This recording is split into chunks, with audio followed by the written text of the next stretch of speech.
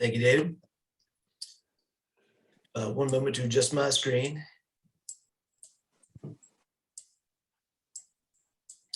So good afternoon to the CIP Advisory Committee. This is our third meeting. My name is Andy Bowman. I am the Chief of the Budget Division, the Office of Management and Budget in the Department of Finance and Budget. I'll be covering most of the staff portion of the presentation today. As I do at the start of every meeting, I do want to thank Maya Kumazawa. She is the Director of Budget and Planning with Public Schools for just all of her partnership and input as we shape this presentation and all of the material that's provided in advance. But as we usually do at the start of the meeting, I'll ask the committee members to introduce themselves for the public who will be watching. And I'll note that also other staff as they come on will introduce themselves along the way. So I'll start with our Board of Supervisors members. If you could please introduce yourselves. Thank you, Mr. Bowman. Good afternoon. Supervisor Donna Price, Scottsville Magisterial District. Supervisor B. Lapisto Kirtley, Rivanna Magisterial District. And our school board representatives. Kate Acuff, Jack Jewett District. John O.L. Caro, at large. And our planning commission representative. Karen Firehawk, Planning Commission Representative, Samuel Miller District. And finally, our community representative. Cal Morris, Community Representative. Thank you all. And before we dive in, I want to make sure, if I don't say at the end of today, really to thank the committee for their time and participation. This will be our third meeting, which will total 6 hours, and I expect committee members have also been thinking and working on this outside of these meetings. I would just want to recognize, this is part of, in addition to your baseline kind of elected and appointed responsibilities. You all serve on this committee in addition to your other personal and business commitments, as well as doing this all virtually in an environment. This is a challenging discussion to have when we're working on complex issues and the prioritization of those. So thank you all, in case I forget to say it again, for all your feedback and input. And with that, we'll dive right into the agenda for today. Really picking up as we usually do to recap our previous meetings. And then to assist the committee shape a recommendation to the county executive. The committee requested a document last time to kind of show all the projects on one page, the dollars that is going to in terms of debt service, cash, and operating impacts, and we'll talk through that. Return to have more committee discussion and to prepare a recommendation to the county executive. You can see much of this is going to be allowing for that discussion to happen. And then at the very end of the meeting, we'll wrap up and debrief. So to run through a recap for those who have maybe tuned in today and have not seen the full prior discussions, I like to start our budget process meetings with the overall schedule to see where we've been, where we are now, and where we're headed. I said last time that here the committee is shown as the process is shown as a continual line. But I kind of like to think of this as climbing a mountain or a staircase where one step leads to another to a long-term goal. So just as this committee's work, much work has been done outside of this committee to get us to this point, this committee will wrap up its work, and then that work will shape the subsequent steps in the committee along the way through the budget process. And certainly, as we can see in the spring, the CIP will receive future discussion through the public process as the board and the school board, the Board of Supervisors and school board work through the budget. Moving on to the next slide that we've started with every meeting is the charge of the committee. And just kind of fast forward to the end of this, the final deliverable of this committee is going to be a letter that's going to include a recommendation to the county executive for consideration in the fiscal year 2023 budget process. I'll note that in the past, in addition to projects, that letter has included comments from the committee. For example, last year, the committee expressed their support to prioritize funding for broadband initiatives, which are now being addressed through some federal and state funding. And so that wasn't a capital project at the time. The committee felt compelled to express their support. So at the end of today, if there are other messages that or communications the committee wishes to convey, we can include that in this memo as well. Staff is listening today, and we will take the committee's feedback to work together to draft what that memo looks like. And just as we did last year, kind of get that final feedback, and then we'll share it with the county executive, the Board of Supervisors, the school superintendent and school board, and the planning commission. And again, just as we did last year. Now, to run through meetings 1 and 2, the first meeting, if we can go ahead to the next slide. Thank you, Ryan. First meeting, we discussed a draft CIP that was focused first on the expenditure side for a discussion of project priorities. And that draft CIP was put together using this slide as concepts to guide that.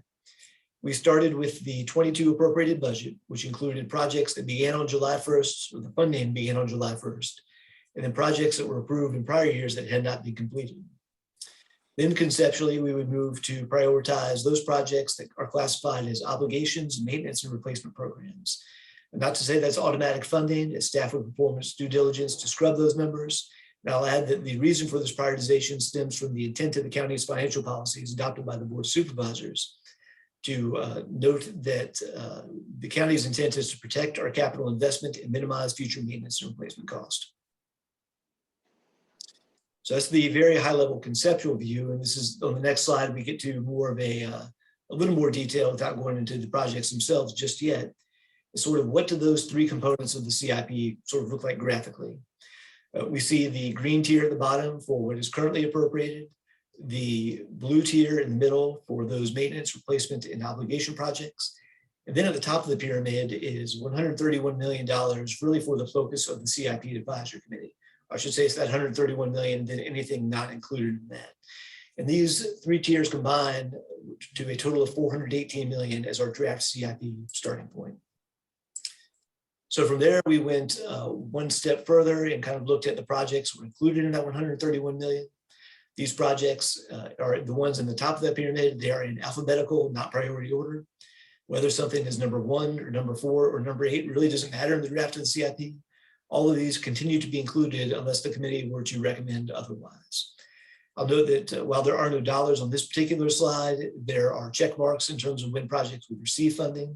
As we head into the details of the 23 budget process, if we would look at the timing of projects in case any adjustments need to be made there.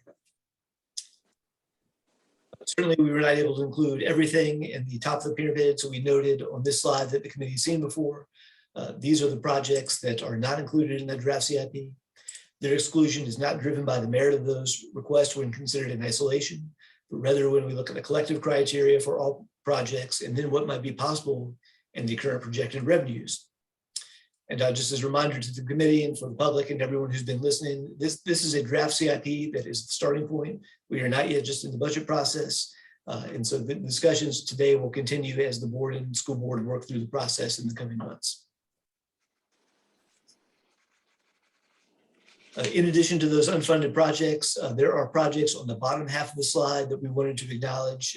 They are projects we anticipate will come forward in future years, but beyond the 23 annual budget process. We can't get ahead of the work that those regional partners and other communities who fund them are doing. We did want to acknowledge for the committee's awareness why we need to reserve some capacity for that placeholder that was seen on the previous slide, knowing there will be some needs that will be forthcoming.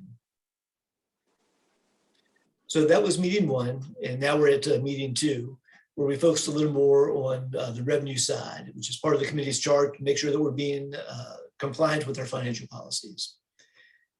And part of the reason we wanted to take time to do this is knowing the feedback from the first meeting, and this continued in the second, is that there's a desire from the committee members to do more than just that base pyramid of 418 million in the CIP. So at meeting number 2, I discussed some revenue assumptions based on the information we had today. And I stated that, when we got to the end of that revenue section, I was going to provide answers as best I could to these questions shown on the slide. Those questions were not intended to be resolved all in full, either last week or today. Again, recognizing this committee's work is one step in a multi-step process. So I wanted to share, what that path forward would look like from the end of this committee's work as we headed into the future board and school board policy discussions, which I'll remind the committee of in just a moment. So moving to the next slide, and I'm going to slow down a little bit now because this was definitely the densest part of the information we've covered so far. And so I just want to provide it again to, hearing it twice may assist. The very first question on that previous slide was, does the county have debt capacity? And that would exist beyond the current draft CIP. The answer is yes. Both of these charts are charts that come from the county's financial policies. And we have headroom in both of those, meaning that the green line that we see on the slide is below the orange or kind of reddish line on both. So the natural question then from the committee was, what would our county's capacity be if we were to borrow more? And the answer to that is shown on the next slide, where we have a capacity to borrow, as we know today, of 137 million. That number comes from really the distance, or because the dollar amount equivalent to the distance of the green line and the orange line that I've circled in red on the slide. I should note that fiscal year 27 is a little bit more than fiscal year 25. I think it's about 141 million. Just to note that fiscal year 25 isn't just a kind of a one-time data blip and all of a sudden we have capacity again. A question that I believe was on the committee members' mind as well is what do fiscal year 28 to 30 look like? Because we certainly do have debt that retires in those years. So we do gain capacity, but it's not a dramatic amount that completely alters where we would look at this chart and say fiscal year 25 through 27 is an exception. It's just sort of a one-time data blip. We really would have as 28 to 30 go on. A lot of that capacity would just not suddenly appear based on our current debt amortization schedules. So I removed the chart on the right because that policy will not cross the threshold until later. And I want to emphasize on these slides, I'm using the word as of today and highlighting those for two reasons. The first is that we've made an assumption about what taxable property values will be in the future. But this slide will get a notable update when we know what those values are on January 1st. So that's not just the reassessment that takes place, but all the impact of new construction, land divisions, and other changes that impact property values. I shouldn't say property values, total tax base. And so we know that number will change. And so for better or worse, that number will be different. And the second thing we want to be very aware of is that we're still in the planning phase of kind of our budget development process, not the actual kind of budget work session phase we will be in the spring. We are monitoring project cost volatility. And so it is possible that we could learn something for a particular project or raw material cost or something that could shift that number for an existing project as well. So should revenue become available, again, based on what we know today, we think we're okay, but just recognizing we're in a very unique, uncertain time and just being aware that something could change between now when the recommended budget is introduced in February on the expenditure side, just like it could change on the revenue side. So here we are on this next slide. I'm sorry, we're at the right slide. Sorry, Ryan, please don't skip ahead. Kind of continuing to consider this chart and what it means, I shared a couple of pieces of information that were probably disappointing to hear for the committee. First is that $137 of debt capacity is not enough to fund all of the requested projects. And therefore, by extension, any of those to be determined projects, if they were to have dollars associated with them, they would not be able to be funded either. So the second is that to do any borrowing beyond the draft CIP, additional cash needs to be identified to fund those projects and the related debt service. As we've talked last time with the committee, staff has looked through the base assumptions, looked at how we've been able to date get some additional cash into the CIP to put what is a larger total CIP than existed 2 years ago. But knowing that there is still work to come, and in the next slide, I'll kind of talk through what does that look like? If cash is not available now, where might it come from? So this is really setting the stage for the work that will continue beyond this committee with the school board and the board of supervisors. This committee is one step, and it will provide value through the prioritization of projects, and then provide that guidance as these policy discussions are beginning to play out. First, just to talk through these quickly, the school board will later decide on how to apply their share of the funding update that was approved by the board of supervisors on December 1st. I shared last week that county government has provided $4.3 million from kind of its funding share one time to the CIP. And the school board, if they choose to do so at a later date in a separate discussion, they would have the opportunity to shape the CIP and what that may look like, given the word that we're in a unique situation with a mid-year update that typically does not happen. And I'll say the next point on the slide for the school board is a little more speculative, as the schools could receive additional federal funding. But I've noted, again, that that's speculative. There's nothing other than we know infrastructure and Build Back Better and other concepts are out there. And that same point is made for local government as well. Moving to the board of supervisors, there are several options that will be becoming available. On December 15th, just next Wednesday, the board will receive an annual reassessment update. And then that's just one piece of information. The board of supervisors will then consider what to do with that information in the total context of the fiscal year 23 budget process.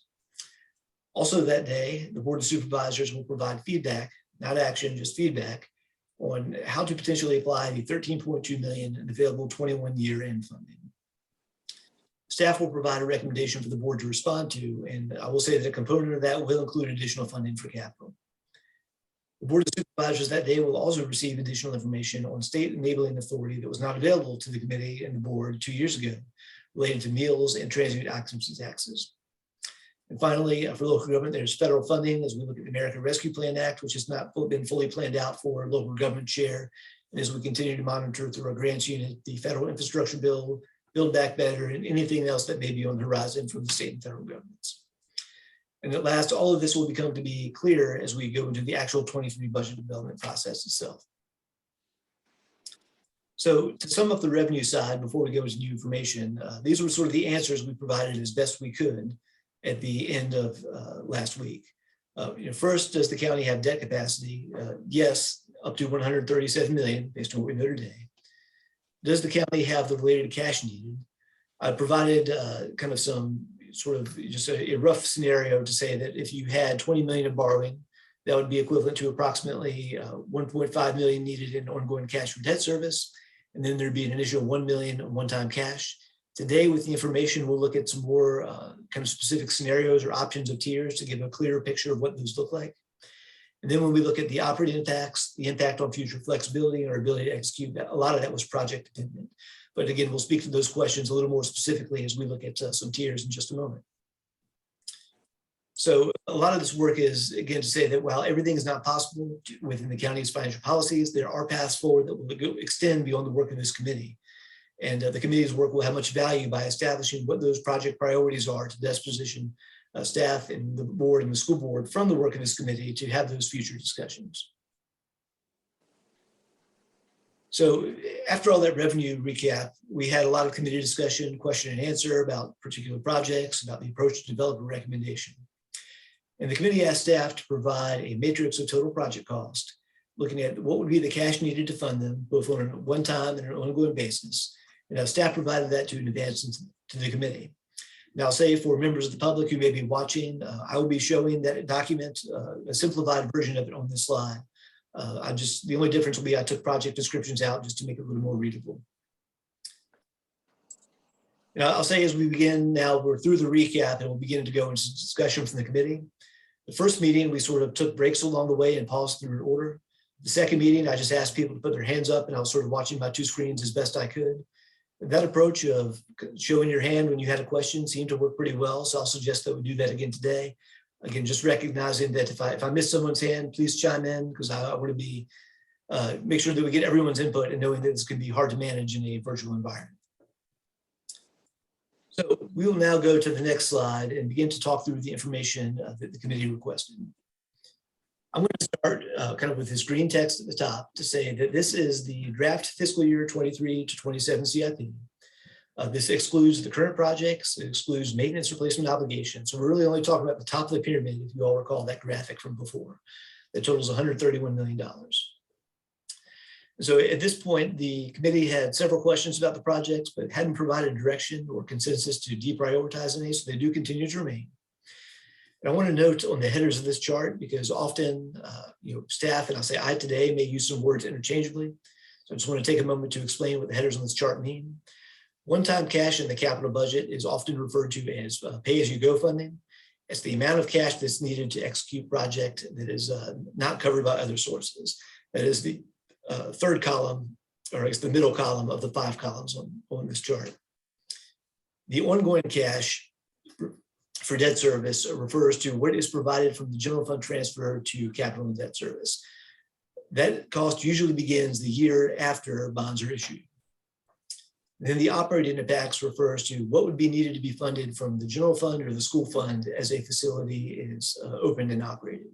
So for example, if a new school was constructed that it required additional operating costs, additional staff, those costs would be in the school fund, not the capital budget.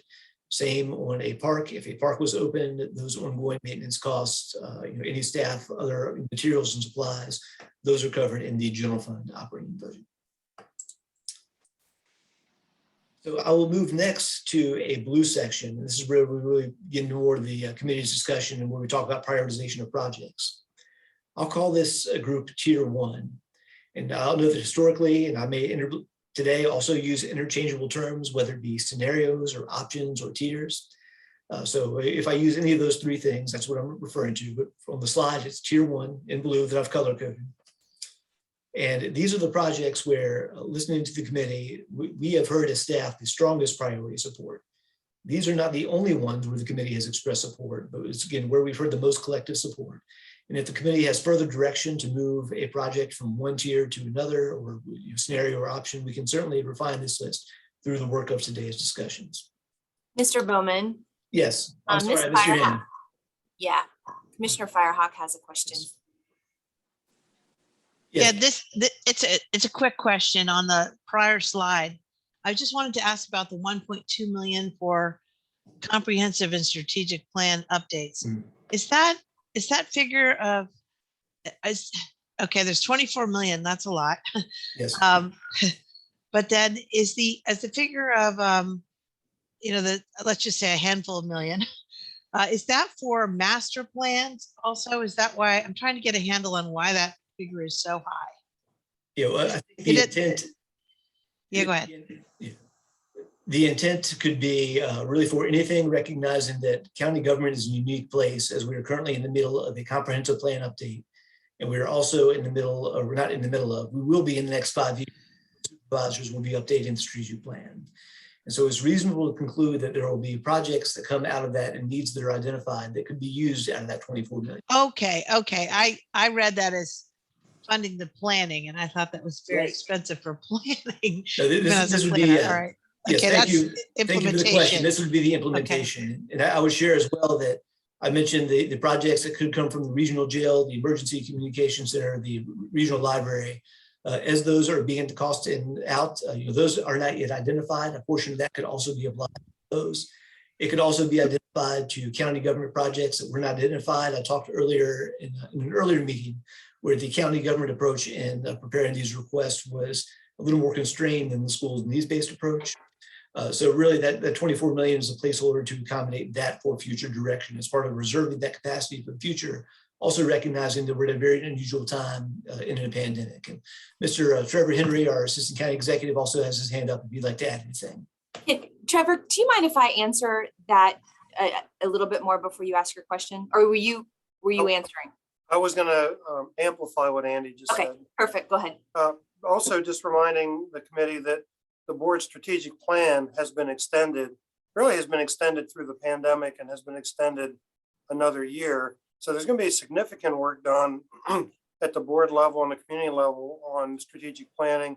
This funding is going to help provide a reserve of to meet that need. And so there will be work that comes out of that may likely hit the capital program. We also have several studies. One is a facilities master plan study for the county, for county properties. The schools I know are doing starting a master plan work of their Lambs Lane campus, and it's in parallel with work that the local government is doing on our Brook Hill proffer, which is a pretty significant parcel up 29. This is a way to keep capacity to be able to do this work. It's just that work hasn't, we need more time and attention to it in order to lay those priorities out. Okay, thanks. I just flagged it as a really big number. The other piece of that, this is Nelsie Birch, the county CFO. I wanted to make sure that the committee members understood was, I believe this is in year 3 through 5 of the plan. Andy can correct me if I'm wrong. Yes, correct. The out years.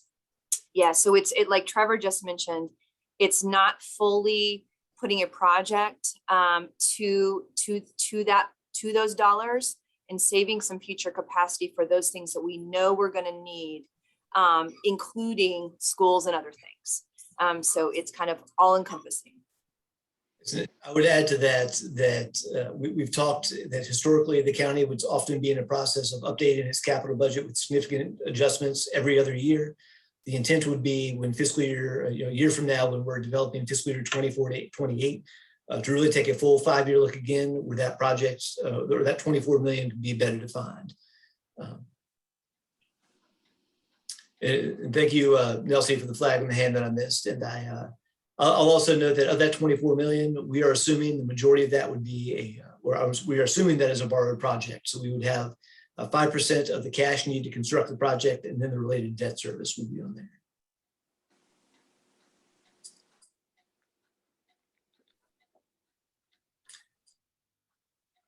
So to look at this tier, the total is 196 million. And for anyone who's trying to follow the math, it would be the 131 at the top of the pyramid, plus the 65 for the total project cost of the two items listed here. So these are, again, not the only ones the committee has expressed support for, but where staff heard the most collective support.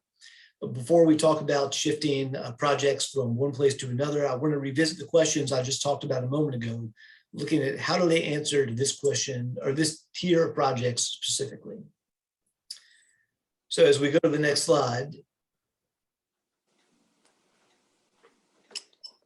So for tier one, again in blue, color coded, does the county have debt capacity to fund this? The answer is yes. Next, does the county have, oh, sorry, I'm Supervisor Lupisto-Curley, and this is another raised hand. Yes, I'm sorry. If you could go back to the previous. Okay, yes, just a quick question regarding the full requested increase to transportation leveraging program. Our cost would be 17.5 million, and I understand that's a match, but that's in order, we provide that in order to get how much from the state or federal transportation? That is correct. I'll say it does vary by project, but I'll say for kind of on a dollar by dollar basis is not unreasonable. I'll ask our staff a little closer on the transportation if they would chime in with anything further to add. So we would be getting an additional 17.5 from state or federal if we add in the 17.5. I can speak to that quickly. Maybe others on this call who can provide more detail. It depends on the program. We know that if we are contributing county cash towards smart scale applications, then we have a better likelihood of being supported. It's not a direct dollar for dollar. With the revenue sharing up to $10 million a year, then it is a dollar for dollar match. So depending on whether it's a revenue sharing program or if it's an investment in a smart scale project supported by the state, the amount of leverage would be different. Okay, so that's just kind of a placeholder for future transportation leveraging programs, correct? It is. Go ahead, Mr. Walker. Okay. No, I was just going to agree with that. Okay, thank you. Thank you. Oh, I see Kevin's on. Oh, okay. Thanks, Kevin. Thank you. Before we go to the next slide, I'll pause to look for hands or any other questions that may arise.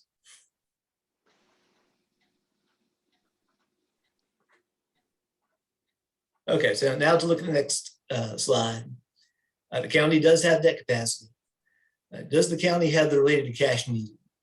And I want to take a moment to pause on this question and kind of give a longer response than I will in the other ones, because this is a difference from the process 2 years ago. And this connects to the different approach that was introduced this year, all the way back at the joint board of supervisors and school board meeting back in October. So kind of to walk through and explain what the difference and what the options are and how our circumstances are very different.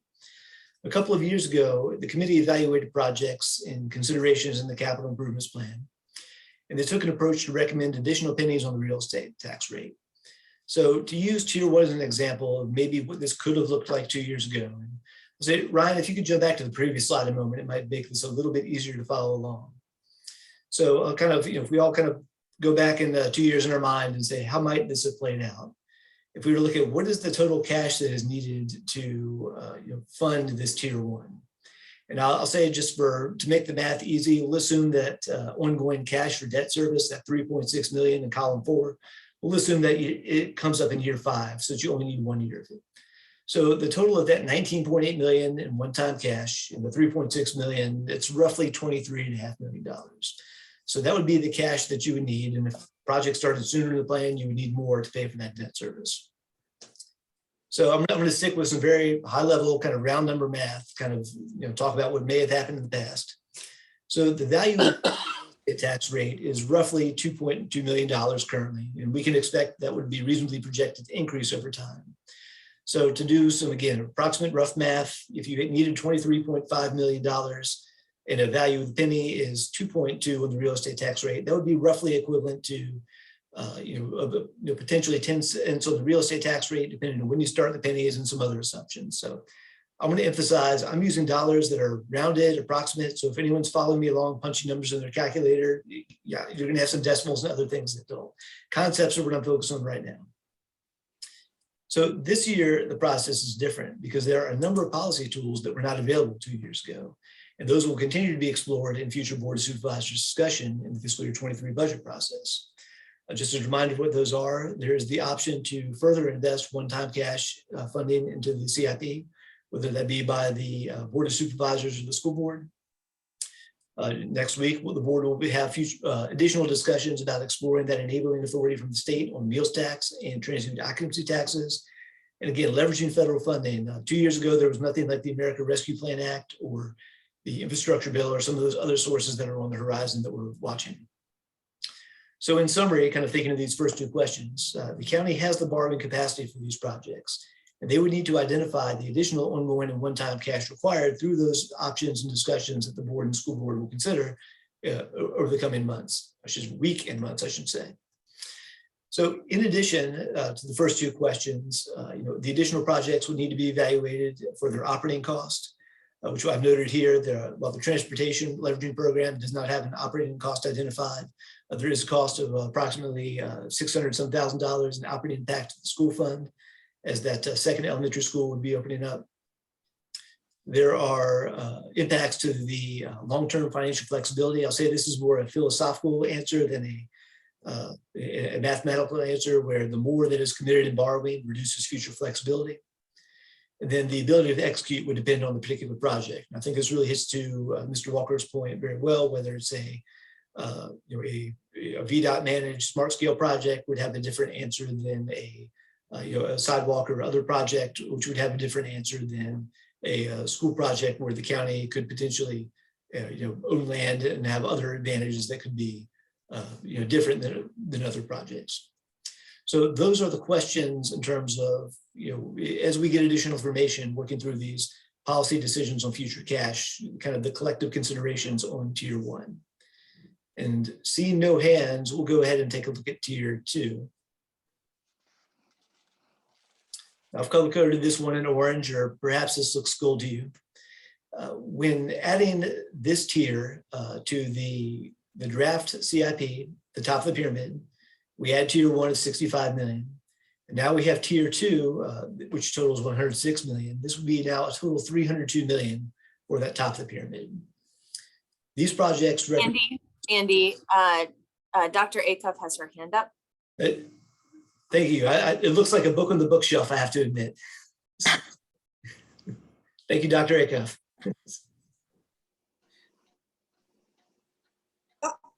Yeah, maybe I should have let you finish, Andy, first. The school renovation, I mean, we certainly understand that $106 million is a huge price tag. And even when the long range planning advisory committee to the schools has been recommending modernization for years, and we had $10 million in the referendum to start that process. Just to clarify what we even mean by that, we now have one-to-one computing for all of our kids down to second grade, and 2 kids per computer from first and second, kindergarten, first and second. Our schools were not built with electrical outlets. Some of this modernization, we're not fluffing pillows. We are rewiring the school so we can accommodate technology. We had a study about 6 years ago that had almost 10% of our classrooms without any natural light. We've been trying to remedy that by breaking through the walls, or when we replace roofs, putting in skylights.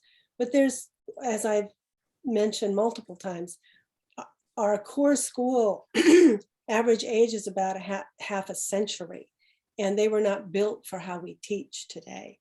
And so We have tried to be innovative. We've had public-private partnerships to replace all of our lighting with LED lighting and low water flush toilets, whatever, however you say that. We also have a public-private partnership to put on solar panels, but we still have an enormous amount of needs to reconfigure the schools. So and John can speak for himself, never anticipated we would get a commitment for $106 million in this 5-year plan. But I would strongly advocate that we continue at least a few $1 million over the next 5 years to continue this modernization. So that's my pitch. Much less than the 106.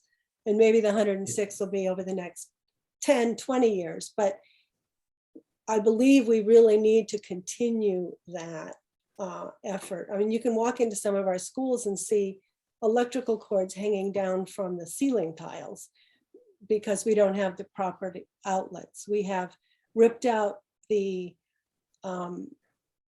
lockers in Albemarle High School because the school was built for 800 students and we have 200 students, but we've used that extra space to put in outlets all along the hallways. It's not a sexy expenditure, but I think it's one I would love to see at least some amount put into the previous tier.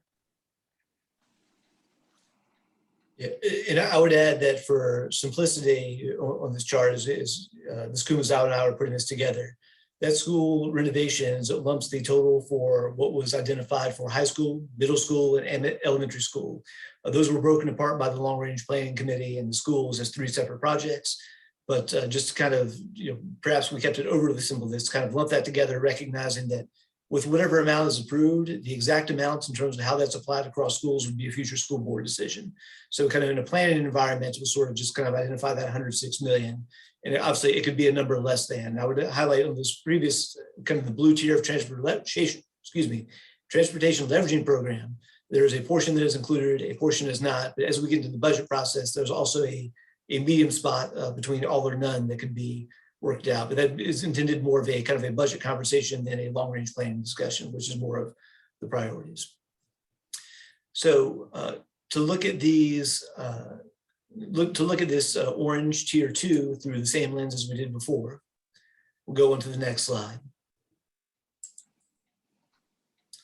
So now for this tier, after the draft CIP in tier 1, if those were addressed through all those questions, does the county have debt capacity? The answer is up to $91 million based on what we know today. So with that total 106 million, that full amount would not be able to be funded, which gets to Dr. Acuff's point of it is possible to achieve something without fully funding that full amount over the course of not just this 5 years, but the period beyond that as well. Does the county have the related cash needed? This is really the same answer as before. That would depend on the outcomes of those policy discussions in the future.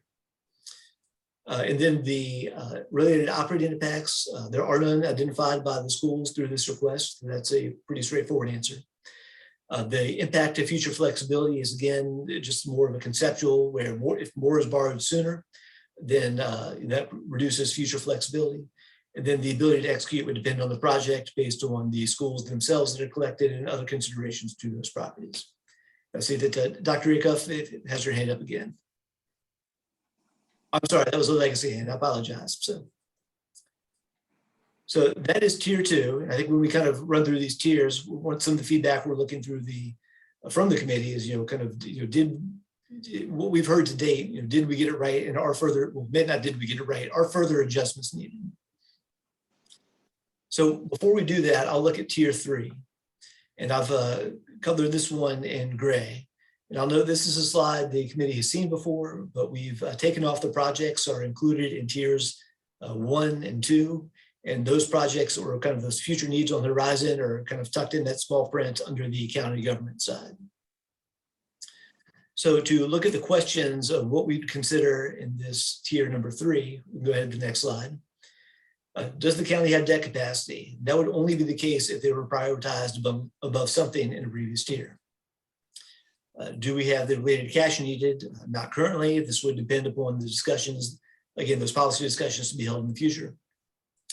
Related operating impacts and the ability to execute in future flexibility really are project dependent, given that there's a pretty broad scope of things that could be picked on the previous slide. And so I won't go through any of those details unless there's a particular project that the committee would like to talk about.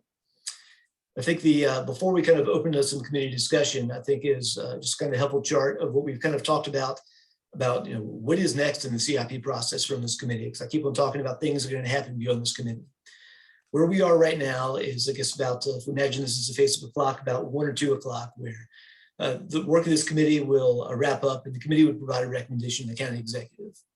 The work will continue in the capital process, where there will be revenue updates based on additional information as we head into 23, based on the decisions that the board and school board may make in the coming months. And all of that can factor in so that when we know those project priorities, then we'll know where to go with that revenue based on that feedback from the committee. In February, the county executive will recommend a 5-year CIP, and then we'll go through the public process, there's continued discussions with the board and the school board that would lead in May to an approval of a 5-year CIP. And then just a little bit down the road, we will pretty soon after the budget process begin thinking about the fiscal year 24 to 28 process. And you can see this is, I guess, not a line or a staircase as I've talked about schedules. This just becomes part of a regular capital budget planning process and adjusting along the way. So this really brings us to the questions for the committee. Any clarifying questions you have in the content, which you all have already been chiming in with. The second question, are there projects that should be moved from one category to another? And then what ultimately would be the committee's recommendation to the county executive? One option, if everything the committee has heard to date and that spreadsheet that was provided in advance and kind of walked through today, if that met the committee's satisfaction, that itself could be the recommendation. Alternatively, if the committee felt they needed to move one project from one place to another, that could be a different recommendation or another alternative. So as I mentioned before, rather than kind of go through the usual order, I'll just kind of look for hands, for questions. A lot of this doesn't have to be discussion with me. It's certainly discussion among committee members.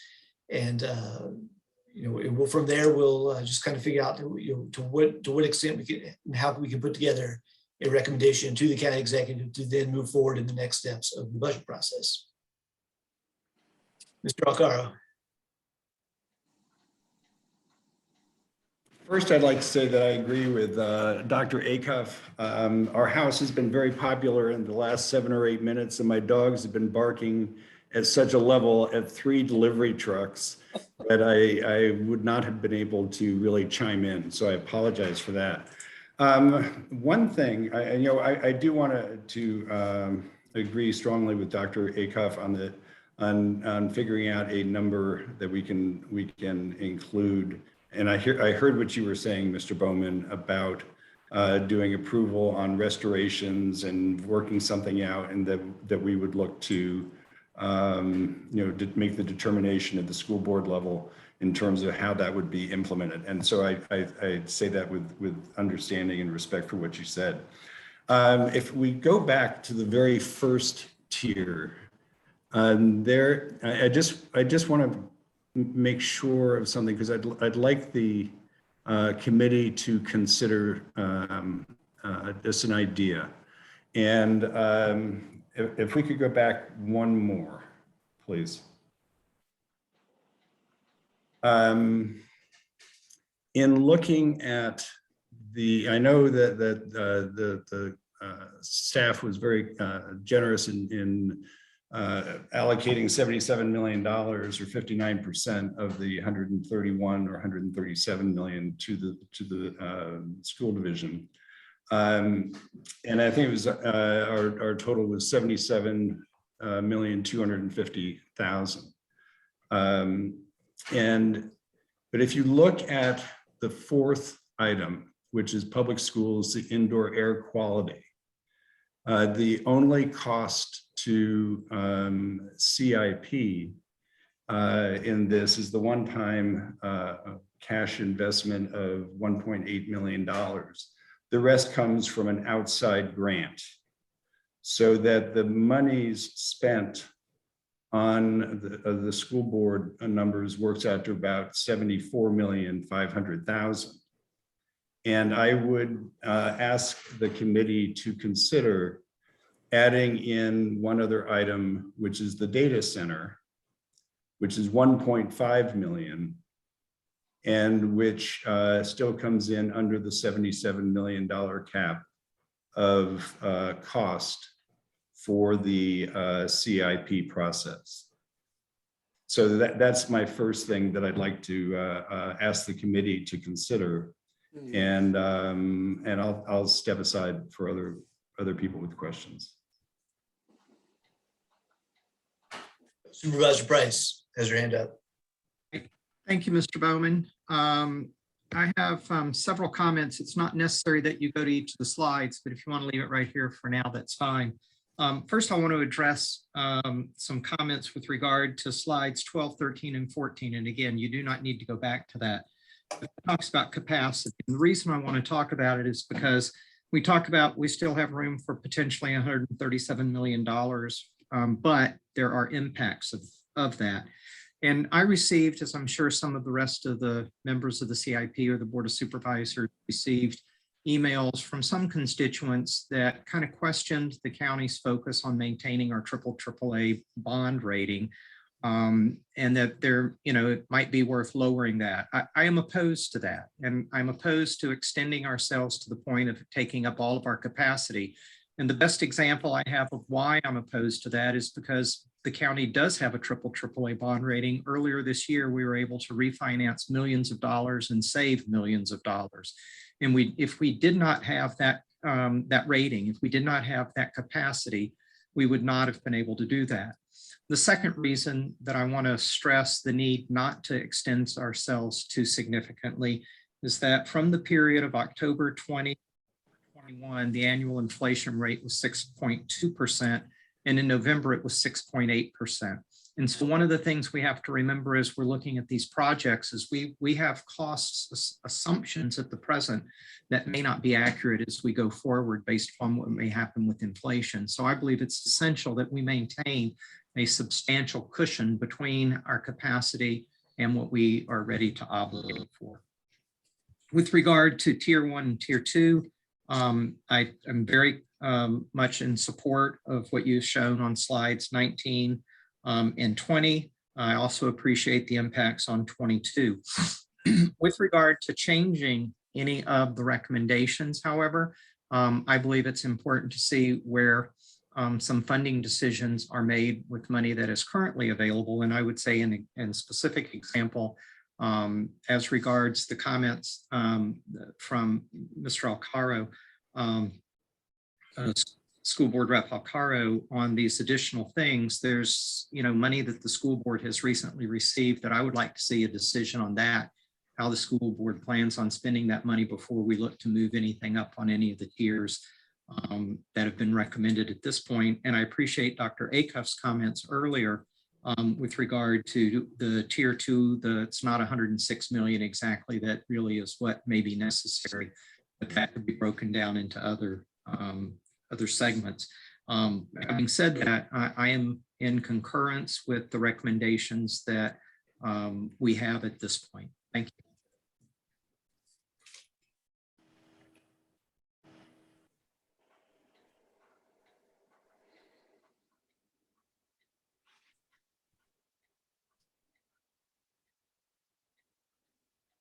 Supervisor Lapizzo Curley.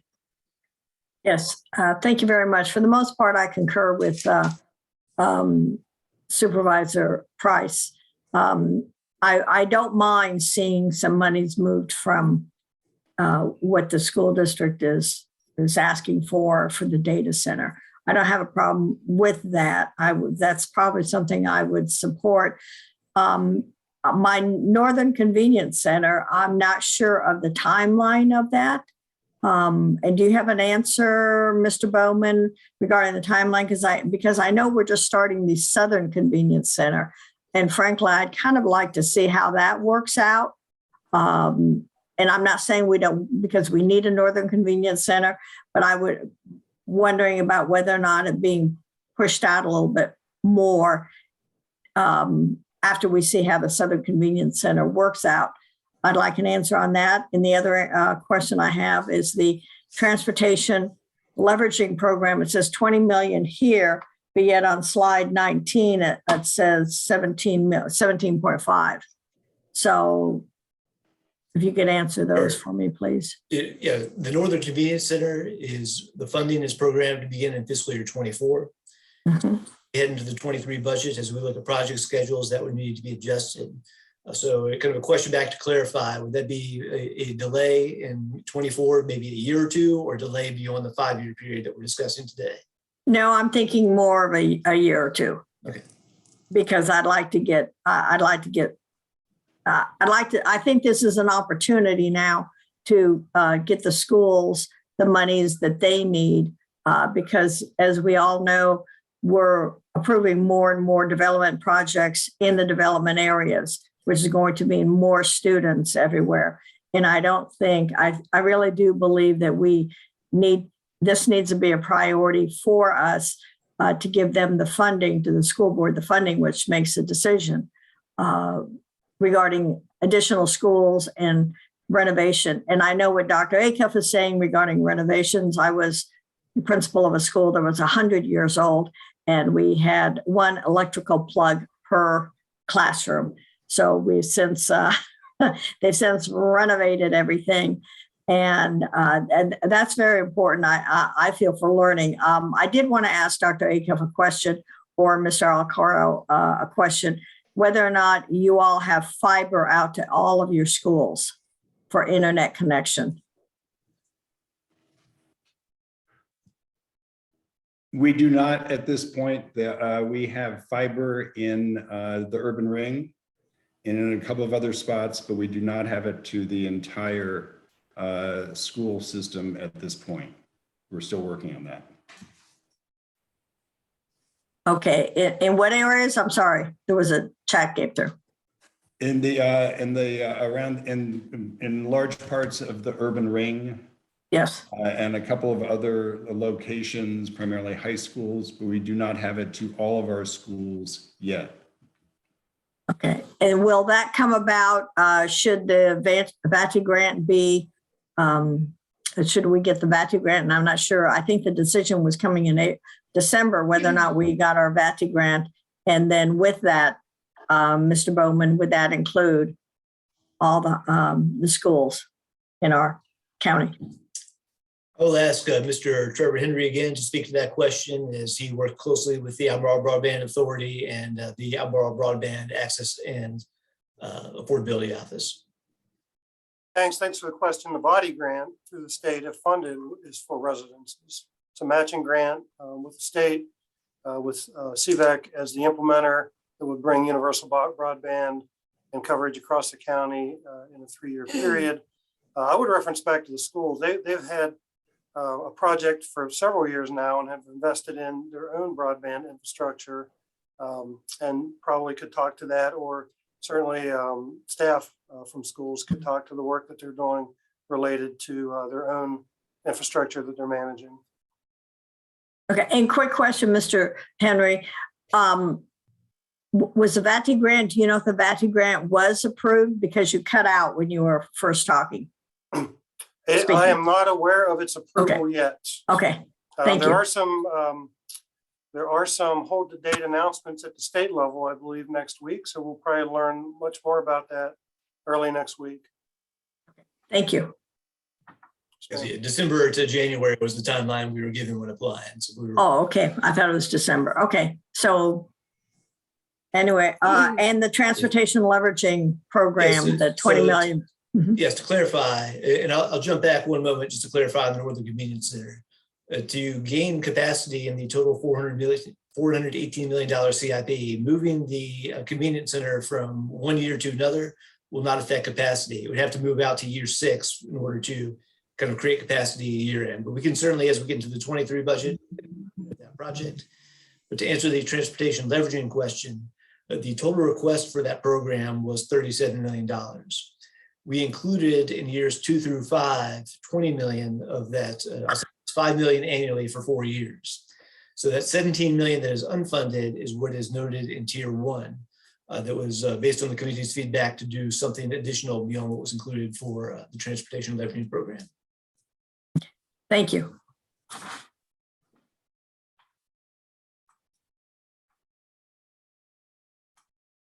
Dr. Acuff.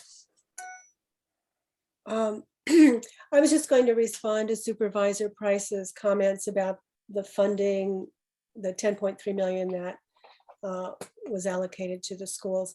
We have not had a whole school board discussion of this, but I think and no decisions have been made other than generally supportive of having some monies go back. We understand the need for cash in terms of capital projects, but I don't know that number right now.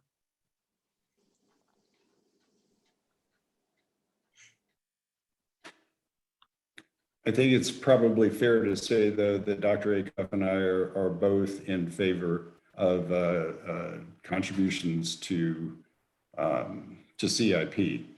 And so we're supportive of it. We just don't have we haven't had the discussion yet.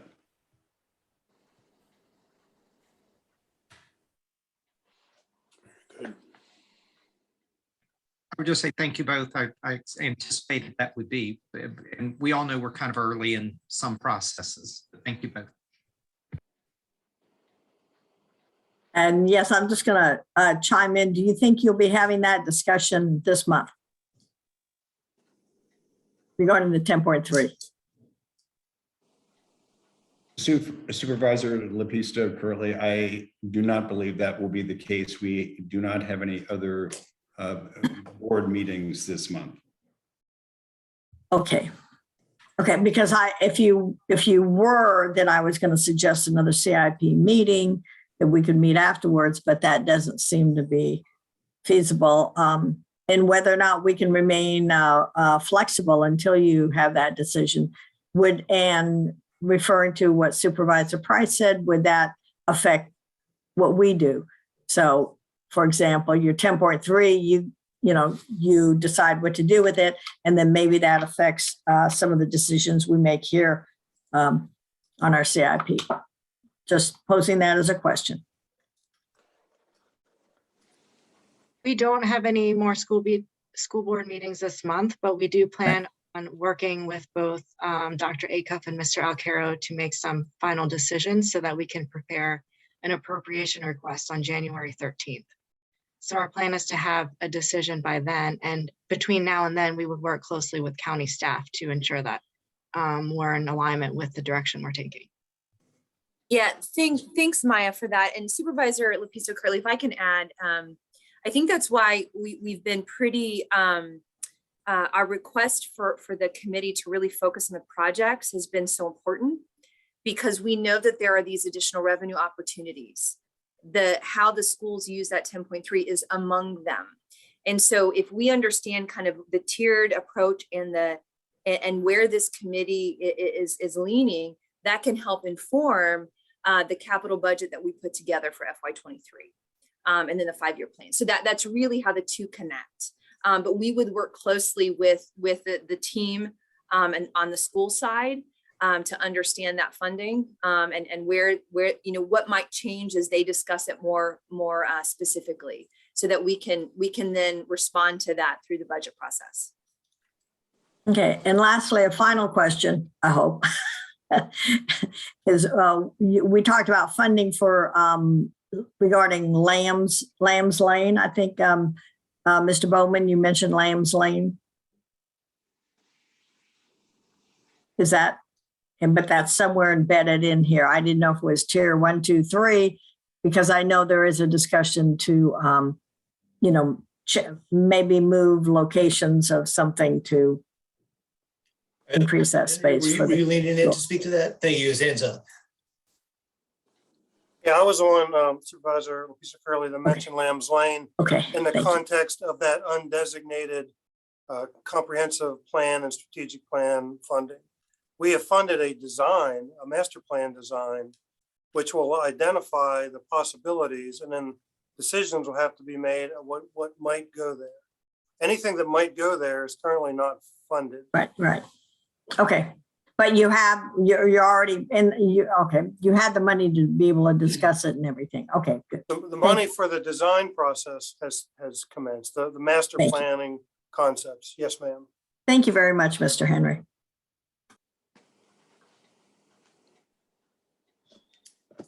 I see a few hands up, but I'm not sure. I believe Mr. Alcaro is next.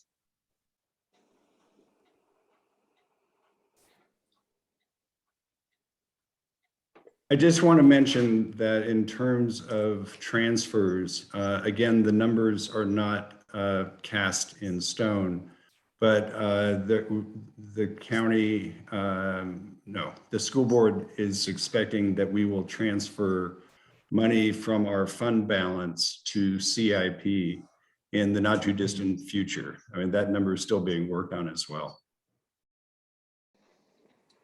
Yes, we have been in regular communication with school staff as we work through that process this year. Thank you for noting that. Dr. Acuff. Just to follow on Supervisor Lupisto Kirkley's comment about Lambs Lane campus, it's very early in the planning stage. The consultant has been hired. I think the advisory committee will be meeting with that at the beginning, in the first half of 2022. So I don't believe I don't know what we're going to be doing. So it's very, very early, and it's too nebulous, even the possibilities to commit to anything in the next 5 years.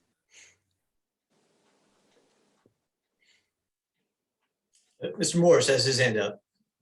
Yes, I agree with all that has been said here, and our emphasis upon the school age population. But one thing I think that we are kind of ignoring is the increasing aging population in the county of Albemarle. That especially in the Ravenna area, that's our fastest growing population, isn't it, B? Yeah, so it just seems to me things like the libraries and things like that ought to be considered to address the needs of an aging population. Not that I have any idea what we would cut to include that, but I just think we need to be aware that yes, we're increasing as our school age population is on the horizon, but also the aging population is here and it's to increase on the horizon. I could address Mr. Morris's comment, which I agree with. I think that's why putting in the monies for the transportation leveraging program is so important.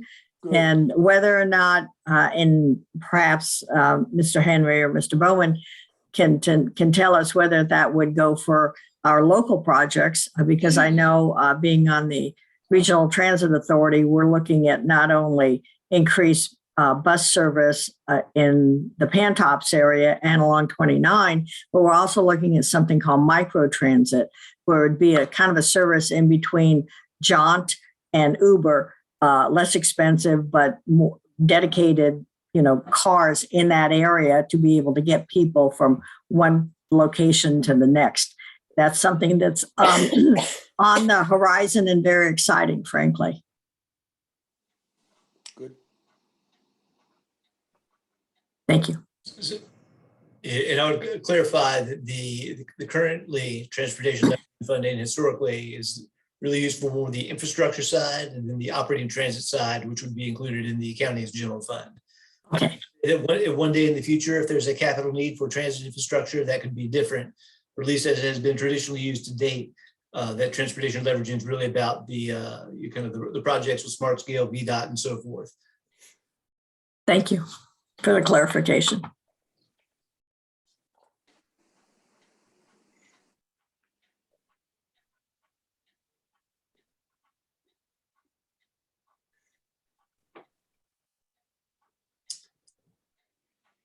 Mr. Alcaro. You're muted. You're on mute. I can't even blame that one on the dogs. A non sequitur to the charge of this committee, but I would just like to say that request of staff regarding the baseline maintenance and replacement and technology expenses for the schools as well as it would be for the county. But any changes to that, you know, and even $1 or $2 million has a big impact. And so I would ask staff, and I'm, you know, also supporting what the Supervisor Price talked about last time. You know, that the maintaining of those fees, I think, would be extremely important unless services were no longer required, and they could the monies could, you know, fall by the wayside for that. But I would implore staff to be very judicious in any considerations that they make on those subjects.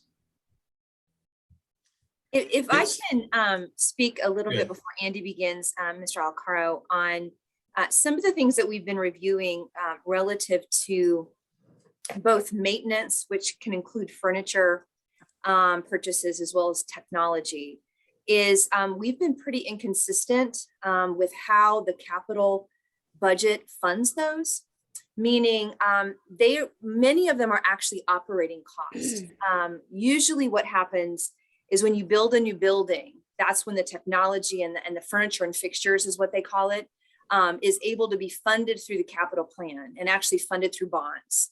But when you just, you know, replace a chair or add a computer or do a data drop on an existing capital asset, that actually isn't something that can be capitalized.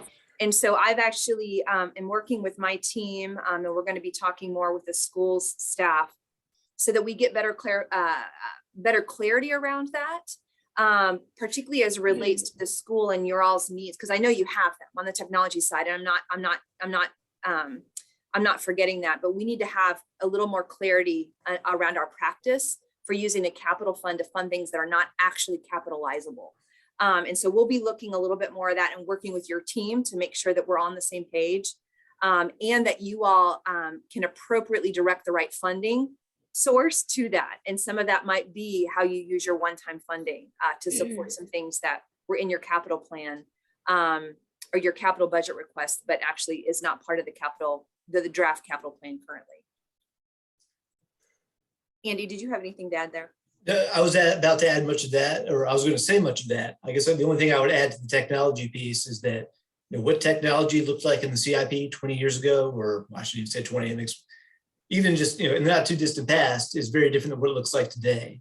And so part of this is trying to study as we look at just kind of basic accounting principles, guidance, you know, the guidance that comes out from our financial agencies to make sure that we're being consistent and keeping up as things are changing. And like Nelsie said, we've already kind of foreshadowed some of this with our school staff, and we have not decided anything, but just recognizing as we continue to study this. The second comment I wanted to make was around maintenance replacement. I apologize because I forgot to speak to this as we walked through the presentation, although I did make a note of it, is that a couple committee members last time noted as part of the what's not on the list and, you know, items that may be prioritized was to mention that we did note in one of the slides that had not fully funded the the maintenance replacement program. And so just to be very clear, just kind of for transparency sake, we were just really placing that out there to show that there were requests out there were not fully funded. However, that is a shift in what the county's approach is to prioritize maintenance replacement funding. Those programs and dollars, we're going to continue to scrutinize them. We will look at our ability as we need to reprioritize in the current budget. We look at the timelines for projects, the ability to execute project costs and all of that. As we look at the projects, I mentioned that 151 carried from prior years, a portion of that is maintenance replacement. We'll continue to evaluate the total capital program. So certainly that was on there, noted as, well, that was an item we fully didn't fund, but I didn't want to create concern that we wouldn't be studying that or that we were veering from the past practice, knowing that we had work still to be done. Supervisor Price has her hand up. Thank you, Mr. Bowman. I want to go back just a moment to Ms. Birch's previous comment, which directed to the schools between capital versus operating. I, as a supervisor, I would receive that more as exemplary of what is happening across the county as we are improving our overall financial processes and policies to ensure that the work that the county does, for example, with our partner agencies, are now being billed to them rather than absorbed by taxpayers. And similarly, throughout the county, not just with regard to the school system, we're tightening up the policies and procedures and making much clearer the difference between the capital versus the operating expenses, which is going to make all of our jobs substantially easier as we move forward, and that clarity becomes better understood. So that's just a pitch of appreciation for Ms. Birch and everyone in the finance, accounting, and budget offices for the things that you're doing to improve our processes. Thank you.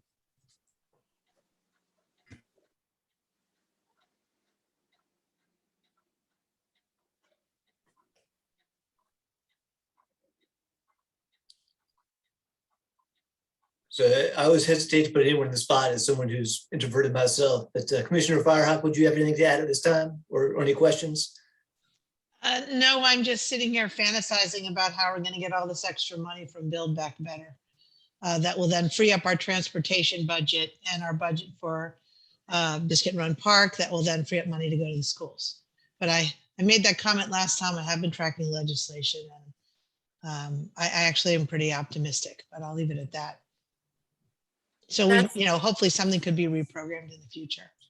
That's really great to hear, Commissioner Firehawk, and I certainly appreciate the work that you put into informing us on some grant opportunities that are out there. I definitely look forward to continued conversation on that. I do want to mention something to this committee that, you've seen so many numbers and so many projects, but the first 2 years of the capital plan, or the capital plan. The first one is going to become the budget. You all know that, right? That actually is what's appropriated.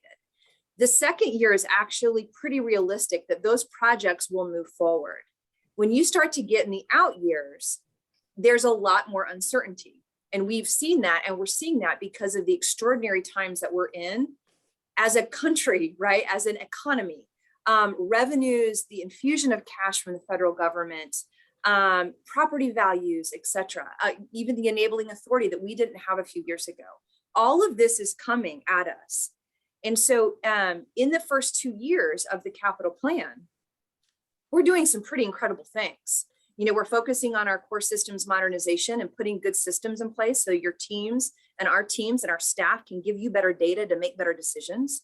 We're going to build 2 new schools in the first 3 years of the plan, which is extraordinary given that we haven't built a new school for a while. I forgot the actual date that Dr. Acuff has mentioned, but it's been a while since our last school was built. So there's some incredible things. And kind of dovetailing on what Commissioner Firehawk was just talking about, there's a lot of opportunity for us to do some supplanting, some supplementing, some changing of how we fund things that are planned or not yet planned in years 3 through 5. And so this discussion is just the beginning. And I feel it's my responsibility as the CFO of the county that looks at everything to continue to make us aware of that, that we are also much more deliberate right now about coming back every year to look at the capital plan, because we have to, because our worlds are changing so dramatically. And so every year we need to have a discussion and make sure that those priorities are still reflected in the dollars that we have. Lastly, next Wednesday, and I know Andy's mentioned this, but I want to underscore this. The amount of money that we will have available for consideration to support the capital plan is going to change pretty considerably.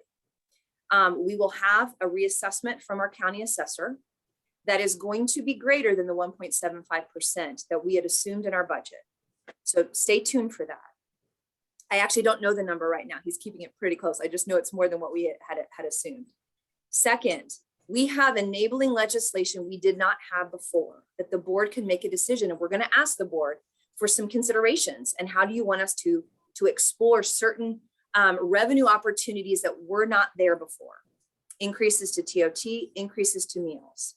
The last one that has been out there that we are just beginning to really pull back the layers is this sales tax authorization, that 1% that schools can use in order to fund construction or renovation. Who knows where that's going to go with the changing of the General Assembly makeup, the changing of the governor and all of that. There's a lot of legislative work that has to happen because we don't locally have the authority to do that yet. We have to ask for it. But that would not help us in the near term. But in the near term, we're actually okay in the capital plan. We're actually fine. We're going to be doing some awesome things. It's really the year 3 and on that need that extra revenue. And so that is an area that this committee should be talking about. Do we want to tell the Board of Supervisors that we want to start looking at that and putting some energy there? Because that is an option. I don't know if it would ever be realized because it's both General Assembly action and a local referendum to do the sales tax, the 1% of the sales tax. But I just wanted to put that in kind of context of kind of where we are financially. It's an awesome thing that we're getting some cool projects done in the first 2 years. But we need to keep looking at 3 through 5 and on about if there's additional things we want to do, how are we going to fund it? But I think that we have a really good positive trajectory from where I'm sitting right now, looking at the options available to us. So I'll stop. Thank you for allowing me to do that.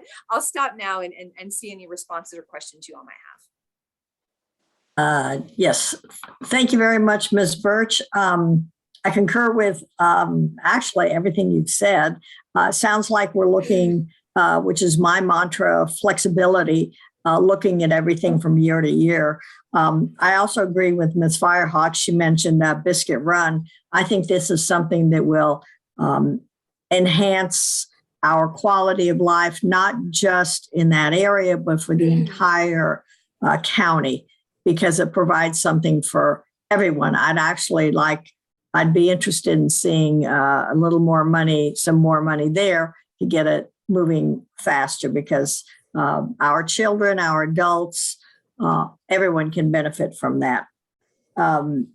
I'm also, of course, very much in favor of making sure our schools, we do that. We fund them properly. You mentioned sales tax, which I'm very interested in. As you know, the city of Charlottesville is looking into that for schools construction. I don't think from what you said, I don't think we have that authority. And frankly, with the incoming change in governmental, with the governor, that doesn't look like it's going to happen. So I'm not sure that's going to be, unfortunately, realistic. So I think we need to do what we can now because that's not going to be available. I would be very interested in pursuing any and all grants that we can get for schools, for Biscuit Run, for anything and everything. That's something that I think we've done very well when we have applied for those.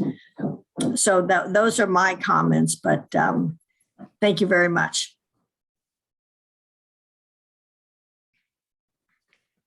Supervisor Price.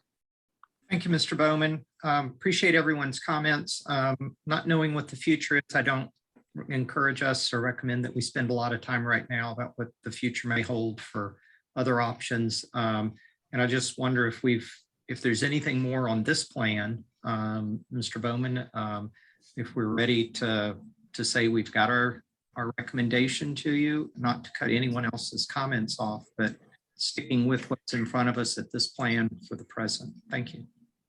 Yeah, I will, before I call, because both school board members had their hands up, I do want to sort of allow the committee to kind of go through their comments and questions, taking notes of a few ideas that were thrown out there we haven't had consensus on, but we can revisit that once we have a full list. So I believe, Dr. Acuff, you had your hand up. Well, my comment, I'm reiterating what I said before. I would like to have in the tier 2 at least a nod to some school modernization, even if the number is low or unknown, and even if we have to couch it in a contingent, contribution of capital by the schools. and, new assessments. I think it's really important, to have something in there that is a priority. And, I am comfortable with the number not being even close to $106 million, because I know that's unrealistic. But we invested $10 million with the referendum in 2016, and we have been trying to add a little bit more from our funding. But we really need to at least have that as a placeholder, and highly recommend it if financing permits, I think. Supervisor Lupiso Curley. Yes, I don't know when it's appropriate or not, but knowing that things are going to be changing in the legislature, is it possible, or is it something we would consider, or the board would, I'm sure the board and the school board separately would consider perhaps a referendum specifically for school construction? I think there's just maybe two separate issues, just to separate and clarify. I think one was the discussion we were having on the potential authority from the sales tax, which would be, I guess, a couple-step process, where to get a special local enabling authority from the state on sales tax, the General Assembly would need approval of that, and then that would follow with a referendum specific to that question. Now, the issue of the ability for the county to hold a general obligation bond referendum is separate from any other state approval. That's authority that the county has right now. So that is something that we could consider in the near future, or a little bit different future? Yeah, sure. Yeah, Supervisor Lupiso Curley, let me try to answer Thank that. So obviously the Board of Supervisors has the authority to go forward with a referendum. It would take a vote and all of those things. What I would recommend as your kind of, your chief person looking at the finances is, let's do that after we see how FY23 is looking. Okay. I think that everybody on this call is going to be very surprised by the amount of revenue opportunities available to the county to pay for this. And so I would like for that to be able, for me to be able to talk to you about some of the things I already know, but then also if the board takes action on some of these tax authority that you already have, the tax increases that you already have, let's see what those numbers look like. Let's see what that does to the 5-year plan, and then start a conversation if it's insufficient. That would be my recommendation. To me, it's too soon right now, because we are funding things in the first 2 years of that plan. It's really the out years, which we will know once we understand how 23 is shaping up from a budgetary perspective. You know what? Thank you very much, Ms. Birch. That absolutely makes sense. And I think, so you're saying to look at that, wait till FY23 to look at that. Maybe it's necessary, maybe it's not necessary. We don't know yet. So I appreciate your answer. Thank you. Mm-hmm. Mr. Alcaro. I'd like to support Dr. Acuff in her request for some nod for the renovations. I think that's going to be an important issue. It has been since 2016 that with the referendum, since we've really been able to do any renovations of any substance. And there is, it's a larger need. The need was not $106 million 5 years ago. I think that any movement in the right direction will be appreciated by students and by teachers and by administrators. The other question I had, and I preface this by saying I always look forward to speaking with the supervisors. In the gray sections in the tier report on item B, and in some cases the answer is the words are the county has, and in others has not. The county has borrowing capacities for these projects and would need to identify the ongoing and one-time cash required through future Board of Supervisors and school board policy discussions. I always look forward to talking to the supervisors. what policy discussions is it that you all have in mind in these comments? So as the one who wrote that sentence, it was really trying to summarize all of those collective options that are out there in terms of the mix of the county's revenues among property versus non-property taxes, decisions that would be made in terms of leveraging federal funding and some of those conversations. It was really trying a way to summarize all of those options we've been discussing today without listing them all out, given that this was a pretty lengthy document that I sent you all. Okay, so it's more broad than you having specific conversations in mind or discussions in mind. Well, I think certainly the school board's approach is one example. I guess it's partly financial, but part policy of the approach of one-time funding that goes in there. The same way that the Board of Supervisors has the same option. The same way that if the Board of Supervisors consider with the meals and transit occupancy taxes, what does that option look like versus the pros and cons of relying on property taxes? That's just more of a policy-based approach, certainly financial, but I think that's what, as I was thinking about it with that. And I believe both of our supervisors had their hands up. I think Supervisor Lepisto-Kirtley was up first. Okay, so I'm actually concurring with Dr. Acuff and Mr. Alcaro. I would not be opposed, and this is a question for Mr. Bowman and Ms. Birch, is if what they are asking for, if before we finalize everything, because it's not going to go in, we're going to go into February, right? March, April. Is there a way to have what they're asking for? Because I don't know the amount they're asking for. I don't know the amount they need. They may not know the amount they need yet, but working with the school board,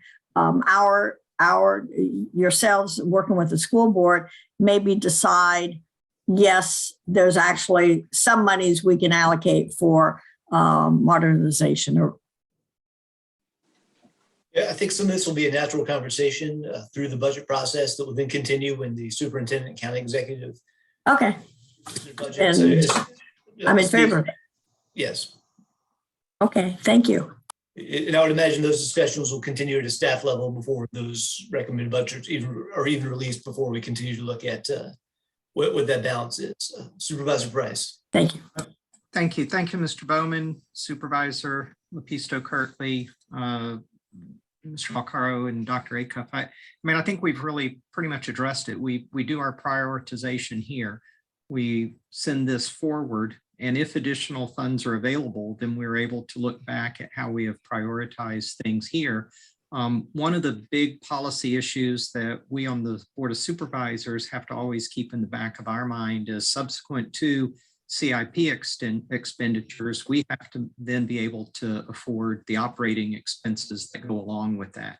And that is really the tail that in some way has to wag the dog, because even if we have the money today to make a capital improvement, we then have to look at what the tax ramifications and expenditures and revenues are going to be to operate those things. So all of those concerns that we are not currently identifying as our first priorities can be addressed later based upon what funding sources we come up with. And while I concur with what Ms. Birch has said, that I think we are likely all going to be very pleased on a positive side on what our revenue stream may be, as I think Supervisor Lepisto-Kirtley mentioned, or someone else did, if not her, with the change in administration in Richmond and the governor-elect already announcing some expected tax cuts, there may be an offset, so we have to really be careful about what the impact of the operating expenses may be based upon what we have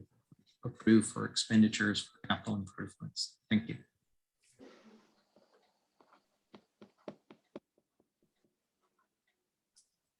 So just to recap what we've heard, just to make sure we haven't lost anything, or if I missed anyone who made a comment, see no hands up at this time. There was the concept that I've heard kind of three individuals in the committee express clear support for, of the idea that some of tier 2 for the school renovation projects would like to see move that into tier 1. But I didn't know if other committee members who hadn't already chimed in yet had any further comment on that. Again, not that the whole 106 million would be moved up there, but as staff prepares together, if possible, as all those questions get worked out, I think it's something at least a portion of the committee has indicated support for. Agreed. Okay. All right, so I think as we kind of modify or kind of write this this memo, really kind of we'll write this in a way to kind of make it clear that sort of a portion of that orange tier will move up to the blue tier.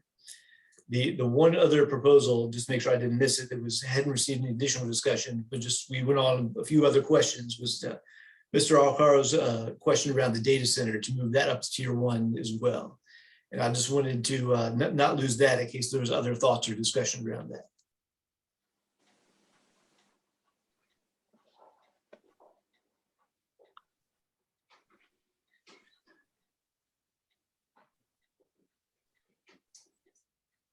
Hearing none, and I don't see any hands up. I see Dr. Acuff is unmuted. I'm not sure if you were about to add something. I was just going to ask Mr. Alcaro for a clarification. Were you talking about swapping out the air filtration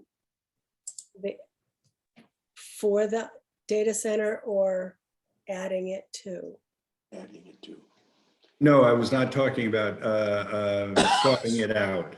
My comments were that our net costs, beg your pardon, the net cost to CIP for the, after taking the $2.7 million grant out of the 207, I'm forgetting my numbers here, 77,250 allowance that we had for CIP for the schools, it came down to $74,500.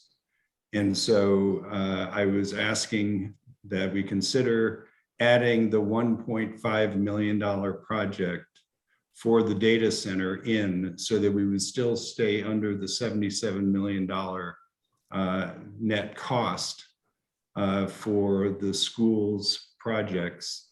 So we were able to just get one more of our projects in there and completed at no violation of the limit that we've been assigned. So I hate to be the downer here, Mr. Alcaro, but we had already assumed that federal funding is part of our revenue sources. So we could do that if we hadn't, because then it's, we've kind of found $2.5 million. We've already assumed that. So in that 77 million was the totality of the cost of those projects. So that it would have to come into tier 1 because the base CIP already assumed that federal funding. I understand what you're saying, and I'm okay. I'll back off on that, but I still think that it's a outside source giving the monies. That is a net benefit to the CIP process, and takes down the allowance that we were given. And adding back in would be a real benefit. But I understand what you're saying, Ms. Birch. I mean, I understand the logic behind it. I just think it's I'm taking it from a different point of view. Yeah, I get it. We do the same thing for transportation, though. I don't want you to think that we're not consistent. We do add in any outside funding to come up with the total affordability of our projects in our plan. I don't think there's any inconsistency at all. Thank you. Gotcha. I think the other thing, just make sure that I acknowledge Mr. Morris's comments around the agent support is I think about what the the future may hold in the comp plan and the strategic plan. That can be certainly one of the the many items considered as future plans are developed. Rather than a specific proposal to build in there. So I just want to acknowledge that as that was one of the other kind of one-offs that didn't receive a lot of discussion.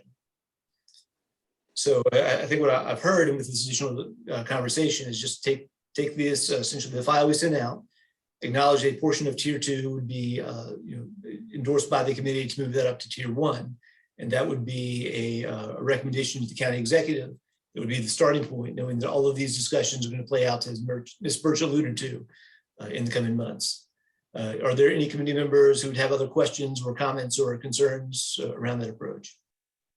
No, like it. I'm asking, boy, normally I don't talk this much, but would that also include Mr. Alcaro's for the data? Well, help me for the data upgrade of the building. Data center. Data center. Why can't I think of the word center? Thank you very much, Supervisor Price, for the data center. If possible, as Ms. Birch and Mr. Bowman do their magic on their numbers, and is that something that, if possible, we would want also included, if that could be found vis-a-vis extra funding?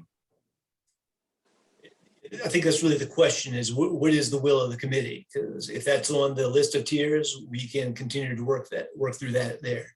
But we have not heard, I'll say I have not heard as much enthusiasm around that as I did for the renovations, moving that up. So I really want to give the committee a chance for the committee to weigh in on that.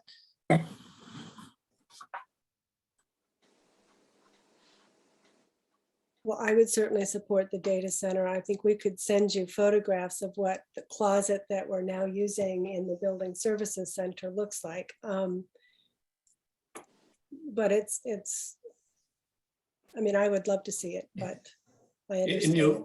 And one approach could be just to, whether if it's in tier 2, whether it's renovations or whether it's data center, the school board can at a later date prioritize whether the renovations or the data centers are more important. That doesn't necessarily have to be a discussion of this committee, if that's acceptable to you all. Thank you, Mr. Bowman. All right, so we will note data centers or school renovation, kind of for future school board prioritization.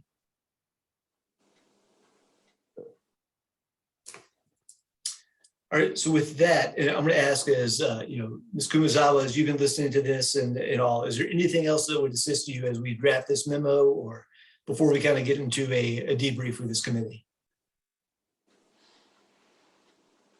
I was just going to suggest the debrief since we have some time. Sure. What would you like to kick that off? Sure. In the past few years, as Mr. Bowman sort of introduced the CIP advisory committee process, he has mentioned that we have had 3 different CIP processes over the last 3 years.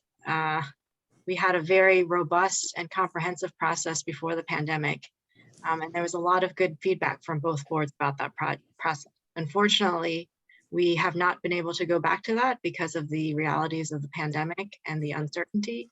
But I know that I've heard some things about this year's process that could be improved. So I think part of the memo, I think that is always valuable is looking forward.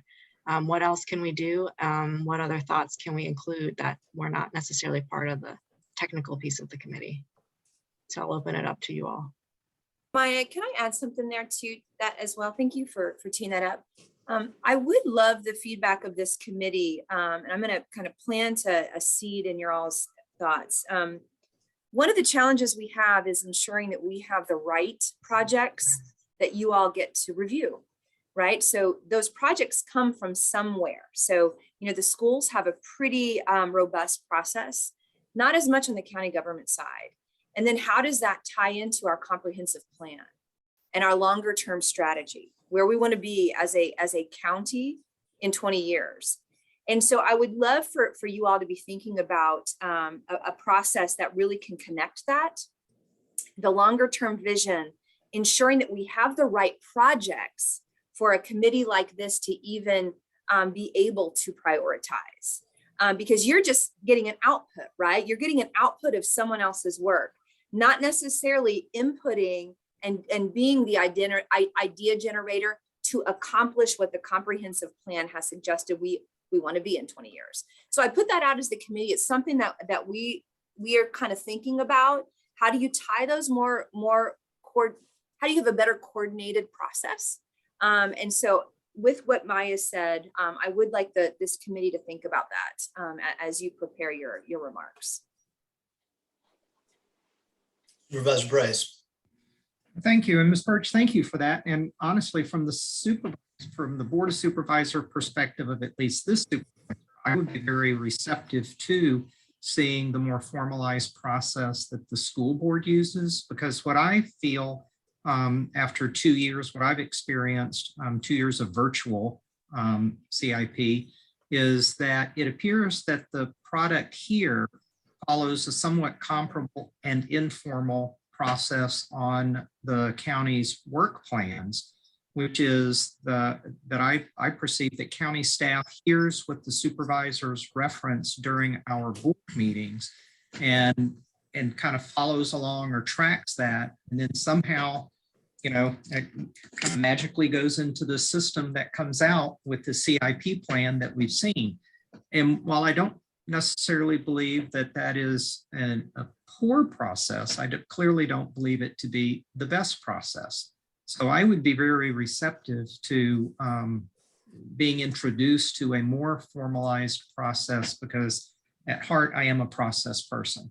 Have a process, much like we do with the ABRT process, for example, which has been evolving over the last few years, and I believe has removed a lot of the political impact or influence into that process, and has come up with a more of an objectified mechanism for identifying how the county will spend its money in that area.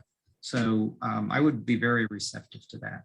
I think the process to this point, from what I have seen, and the communications I've had with other Board of Supervisors over the last couple of weeks as we've been going through this process, I have not heard from other supervisors of any significant items that they feel have been not included in the process that we have gone through to this point. But if we could improve it and make it more formalized, then yes, I would prefer that.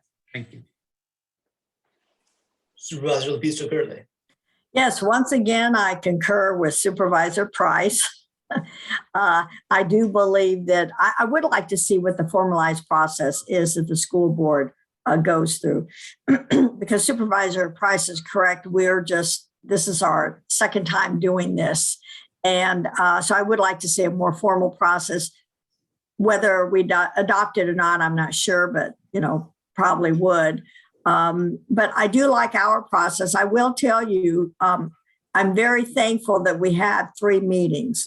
And I was going to ask for a fourth if we needed it, but I'm not sure we need it now. But I will tell you, the first meeting I was lost. Second meeting, I was grasping a hold. And this meeting, I totally understand. So the fact that we've scheduled several meetings has been very, very helpful. And it's really been, frankly, really nice working with everybody, because we're all interested in the common good. So thank you. Dr. Acuff.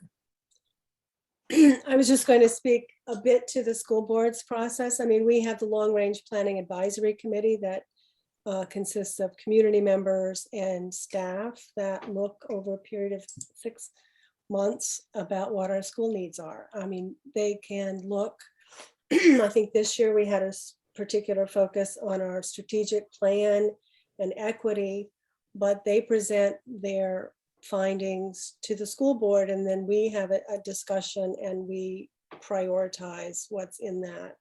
I think we have in some ways a simpler project than the county does, with all the various departments submitting requests and that.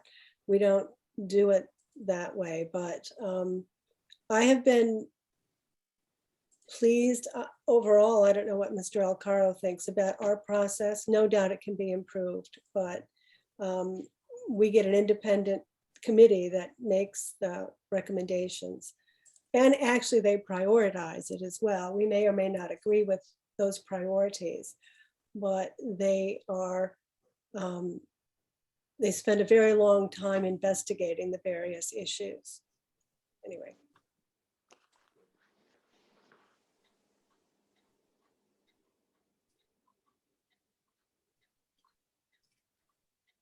I believe Mr. Morris actually had his hand up before I go to Commissioner Firehawk. All right, very good. I would just recommend that the Planning Commission be involved in this process within the county. making recommendations and passing them up to the Board of Supervisors for their consideration in looking at the projects. A lot of things come before the Planning Commission that are not pushed on up to the Board of Supervisors. This would be, in my estimation, a wonderful way of getting as much recommendation from the public that is in front of the Planning Commission.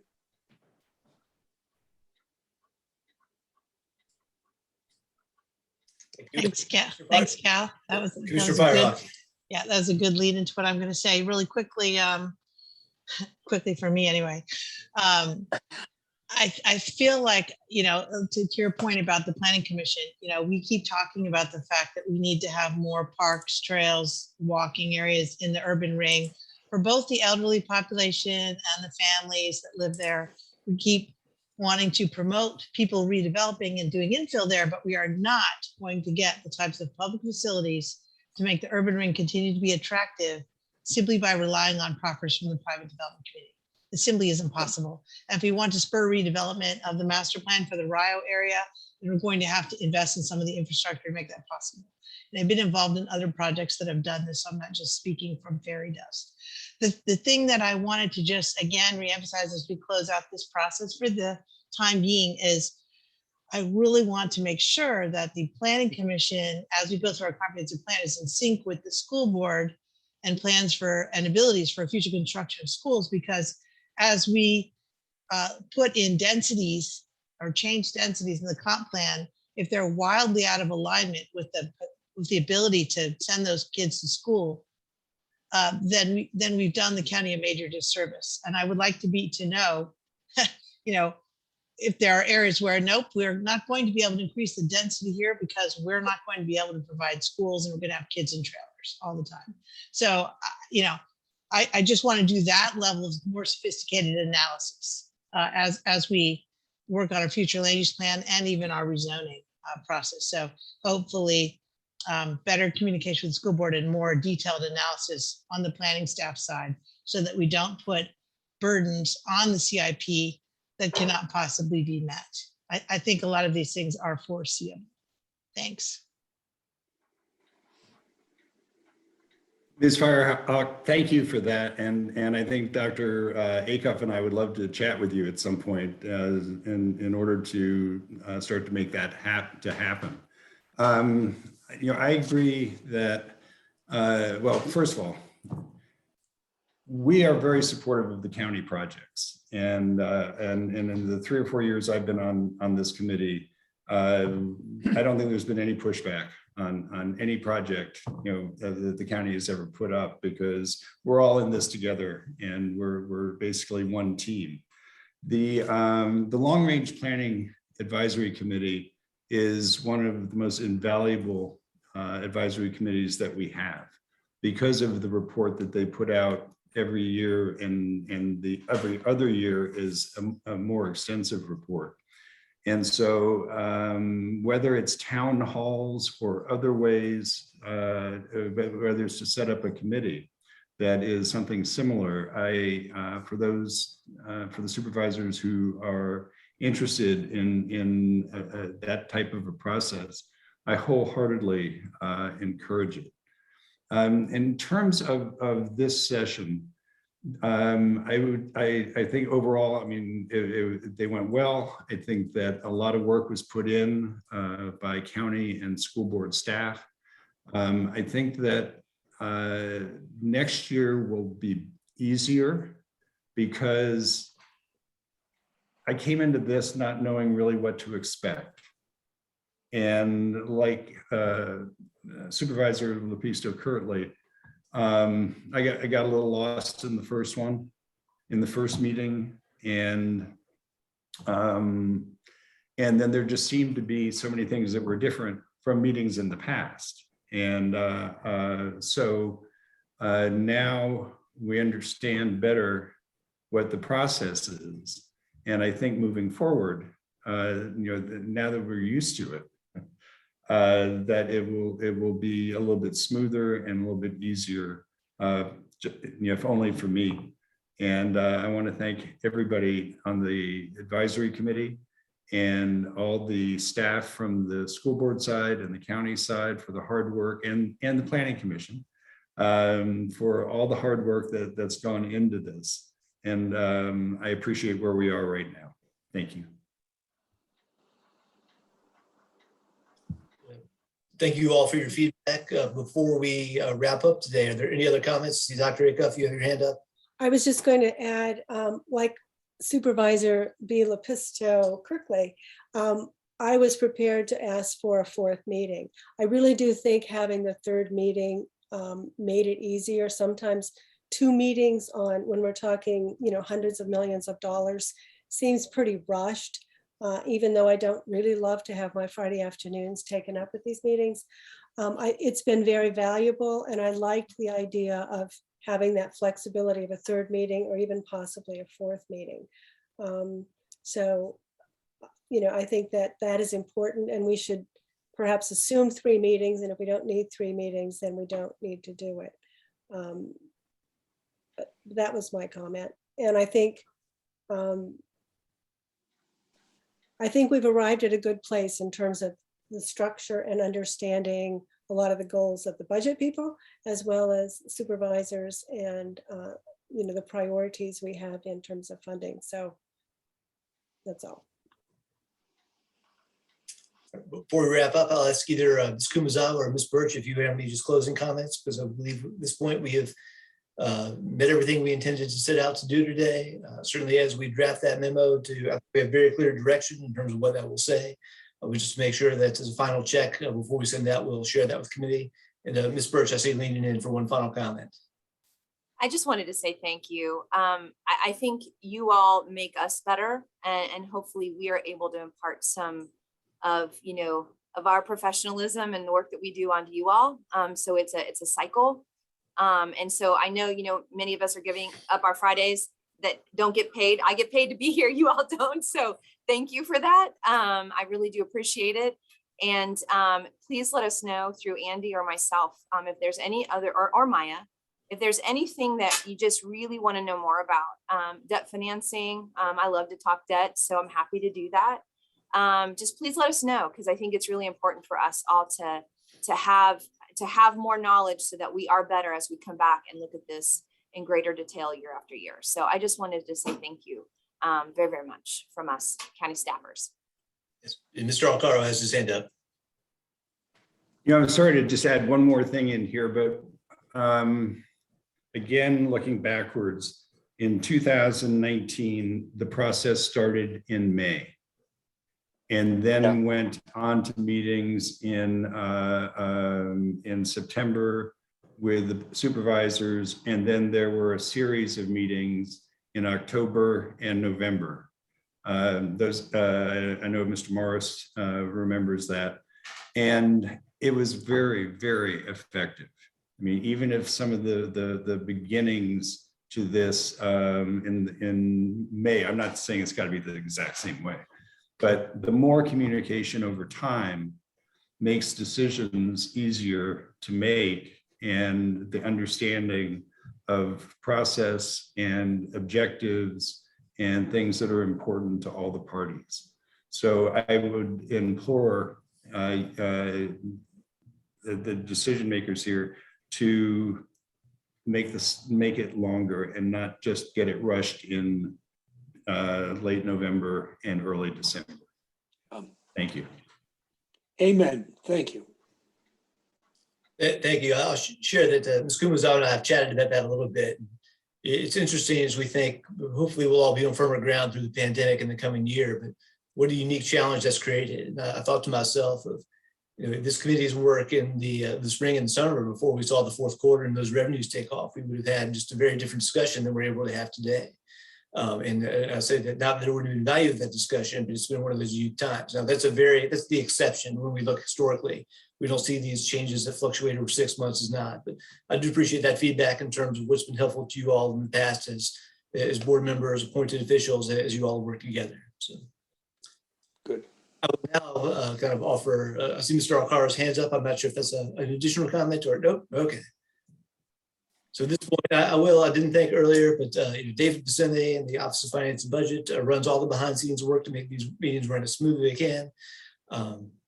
Thank you for that. And again, thank you to the staff, Tia and Ryan, who've been helping out today as well. So with that, please have a good weekend. We will be in touch, and these discussions will continue through the 23 budget process. Thank you. Happy holidays, everybody. To you too, Dave. Thank you.